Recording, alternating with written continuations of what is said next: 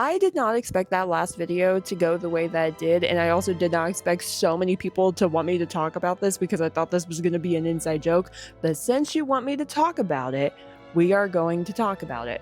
Also, all the information that I'm going to be talking about in this video came directly from a class I took in university about a year or two ago called The History of Diseases and Pandemics, so all the information I'm going to be talking about was directly taught inside that university class. But the good thing is I saved all of my notes, and I even saved the source book of documents I had to read. This dude, this is the 14th century chronicler that we're going to be talking about, and he was born in 1336. The first outbreak of plague happened in 1348, but he was alive in Florence, Italy, whenever the bubonic plague spread throughout Italy. But the thing is that the 14th Chronicle wasn't written until like the 1370s to the 1380s, so that's around 22 to around 32 years after, so around like 30 to 40 years after, but it's a really good insight. It's kind of similar to the Decameron or Daniel Defoe's A Journal of the Plague Year, which is like bubonic plague, but like way later in like 1722, which is about an outbreak of plague that happened in London, and then in 1666 the Great Fire of London happened immediately after.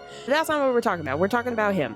So he's writing this chronicle near the very end of his life, which includes very vivid details of experiences in living through the bubonic plague and the Black Death. However, where the lasagna comes in is because of how he describes how the dead that died of plague and died of disease were buried. A slight side tangent, but the way in which different groups of people, because of how the bubonic plague was spreading throughout Europe, how they buried the dead in different ways because of those slight differences is really interesting. But let me get back on topic.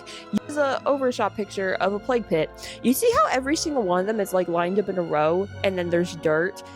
This is where the lasagna comes, because they would bury a layer of dead and then a layer of dirt on top, and then another layer of dead, and then another layer of dirt on top, over and over and over again, like how you would layer the noodles and cheese in lasagna. Hilariously, in the realm of studying with diseases and pandemics and the history of them, plague lasagna is an actual academic term. Yes. So corpses and plague are probably not the best thing to be thinking about the next time you chow down on lasagna, but this is how a 14th century chronicler made the analogy of how they buried their dead rapidly so they wouldn't be overrun by their dead to lasagna.